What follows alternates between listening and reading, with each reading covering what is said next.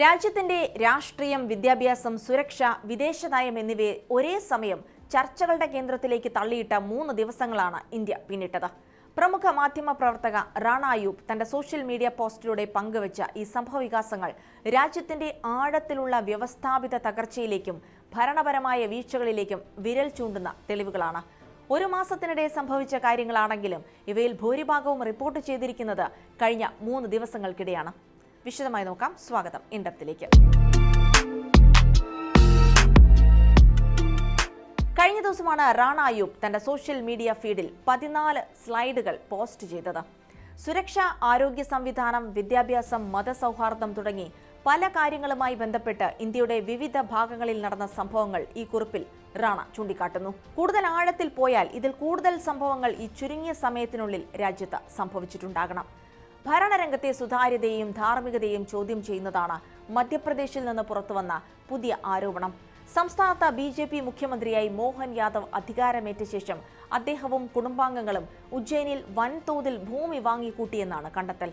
2023 December മുതൽ 2 വർഷത്തിനിടെ 45 കോടി രൂപ മുടക്കി 168 ഏക്കർ സ്ഥലം സ്വന്തമാക്കിയെന്നാണ് ഇന്ത്യൻ എക്സ്പ്രസ് റിപ്പോർട്ടിൽ പറയുന്നത്. ഈ ഭൂമി ഇടപാടുകളിൽ ഭൂരിഭാഗവും നടന്നിരിക്കുന്നത് പുതിയ റോഡ് വികസന പദ്ധതികൾ പ്രഖ്യാപിച്ച മേഖലകളിലാണ് എന്നതാണ് ശ്രദ്ധേയം. പ്രാദേശിക വികസന പദ്ധതികളെയും ഭൂനിയമങ്ങളെയും അട്ടിമറിച്ചാണോ ഈ ഇടപാട് നടന്നതെന്ന സംശയം ശക്തമാണ്. വിഷയത്തിൽ ജുഡീഷ്യൽ അന്വേഷണം വേണമെന്ന് കോൺഗ്രസ് ആവശ്യപ്പെട്ടു. രാജ്യത്തെ ആരോഗ്യരംഗം ഏറെക്കാലമായി ചോദ്യമുനയിലാണ്. ഏറ്റവും സുരക്ഷിതമായിരിക്കേണ്ട പൊതുസംവിധാനമായ ആശുപത്രികൾ വെന്തുരുകുന്ന കാഴ്ചയാണ് രാജ്യത്ത് കാണുന്നത്. ജൂൺ ആദ്യവാരം ബീഹാറിലെ പ്രമുഖ ആശുപത്രിയിലെ ICUവിലുണ്ടായ വൻ തീപിടുത്തത്തിൽ 4 രോഗികൾ ദാരുണമായി കൊല്ലപ്പെട്ടിരുന്നു. പുക ശ്വസിച്ചും ഗുരുതരമായി പൊള്ളലേറ്റുമാണ് തീവ്രപരിചരണ വിഭാഗത്തിൽ ചികിത്സയിലായിരുന്ന രോഗികൾ കൊല്ലപ്പെട്ടത്. ഉത്തർപ്രദേശിലെ ലഖ്നൌവിൽ വാണിജ്യ സമുച്ചയത്തിലുണ്ടായ അതിശക്തമായ തീപിടുത്തത്തിൽ 15 പേർ കൊല്ലപ്പെട്ടു. അലിഗഞ്ച് മേഖലയിലെ ഒരു ബഹുനില കെട്ടിടത്തിൽ തിങ്കളാഴ്ച ഉച്ചയ്ക്ക് ശേഷമാണ് രാജ്യം നടുങ്ങിയ ഈ ദുരന്തം സംഭവിച്ചത്.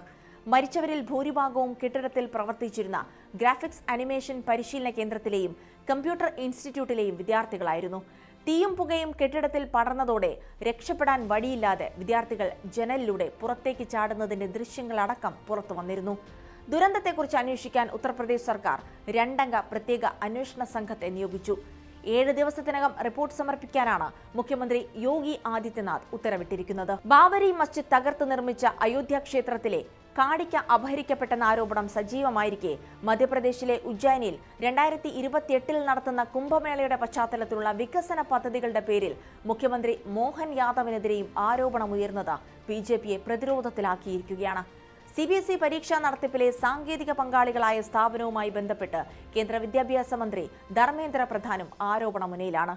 ജൂൺ 20 മഹാരാഷ്ട്രയിലെ പർഭാനിയിൽ നിർമ്മാണത്തിലിരുന്ന ക്ഷേത്രമേൽക്കൂര തകർന്നുണ്ടായ അപകടത്തിൽ 7 പേർ മരിക്കുകയും 30ഓളം പേർക്ക് പരിക്കേൽക്കുകയും ചെയ്തിരുന്നു. വാരാന്ത്യ പ്രാർത്ഥനകൾക്കും പ്രസാദ വിതരണത്തിനുമായി 100 കണക്കിന് ഭക്തർ ഒത്തുകൂടിയ സമയത്താണ് നിർമ്മാണത്തിലിരുന്ന സഭാമണ്ഡപത്തിന്റെ കോൺക്രീറ്റ് മേൽക്കൂരയും വലിയ കൽത്തൂണുകളും തകർന്നു വീണത്.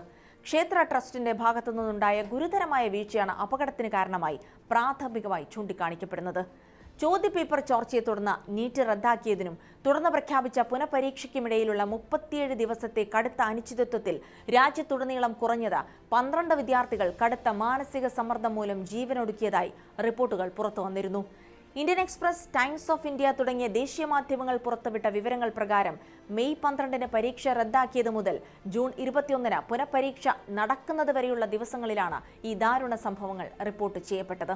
ഉത്തർപ്രദേശിലെ ബറേലിയിൽ മുഹറം ഘോഷയാത്രയ്ക്കിടെ വർഗീയ സംഘർഷം സൃഷ്ടിക്കാൻ 12 വയസ്സുള്ള ഒരു കുട്ടിയെക്കൊണ്ട് പാകിസ്ഥാൻ സിന്ദാബാദ് മുദ്രാവാക്യം വിളിപ്പിച്ച് വീഡിയോ നിർമ്മിച്ച് പ്രചരിപ്പിച്ച 2 ഹിന്ദുത്വ അനുകൂലികളെ പോലീസ് അറസ്റ്റ് ചെയ്തതും വാർത്തയായിരുന്നു. ഇങ്ങനെ നിരവധി സംഭവങ്ങളാണ് ഈ ചുരുങ്ങിയ സമയത്തിനുള്ളിൽ രാജ്യത്ത് സംഭവിച്ചത്.